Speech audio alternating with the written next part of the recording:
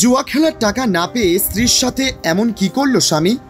জানা যায় স্বামী জুয়া খেলার প্রচুর টাকা হেরে গিয়েছিল। পরবর্তীতে আবার খেলার জন্য স্ত্রীর কাছে টাকা চেয়েছিলেন। স্ত্রী টাকা না দেওয়ায় বেধড়ক মারধর করার অভিযোগ উঠল এক যুবকের বিরুদ্ধে। ক্যানিংয়ের সঞ্জয়পল্লী এলাকার ঘটনা প্রসঙ্গে নির্যাতিতা তার স্বামীর বিরুদ্ধে থানায় অভিযোগ দায়ের করেছেন। ঘটনায় তদন্ত শুরু করেছে পুলিশ। স্থানীয় সূত্রে জানা গিয়েছে, ক্যানিংয়ের সঞ্জয়পল্লীর বাসিন্দা দম্পতি সঞ্জয় মল্লিক ও টিঙ্কু সরকার মল্লিক। সঞ্জয় প্রতিনিয়ত জুয়া খেলায় মত্ত থাকে বলে অভিযোগ।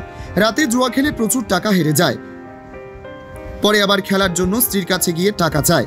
টাকা দিতে অস্বীকার করেন টিঙ্কু। অভিযোগ, টাকা না পেয়ে স্ত্রীর ওপর কিছু একটা নিয়ে চড়া হয়। ঘটনায় খারাপভাবে জখম হয় বধূ। স্থানীয়রা ওই বধূকে উদ্ধার করে চিকিৎসার জন্য ক্যানিং মহকুমা হাসপাতালে নিয়ে যায়। ঘটনা প্রসঙ্গে আক্রান্ত বধূ জানিয়েছেন, 60টা খেলার জন্য টাকা চেয়েছিল, দিতে রাজি না হওয়ায় এই ঘটনা ঘটায়। তাই ক্যানিং থানায় শনিবার অভিযোগ দায়ের করেছে। অন্যদিকে বধূর অভিযোগের ভিত্তিতে তদন্ত শুরু করেছে পুলিশ। ক্যানিং থেকে বাবলু প্রামাণিকের রিপোর্ট, HPR নিউজ।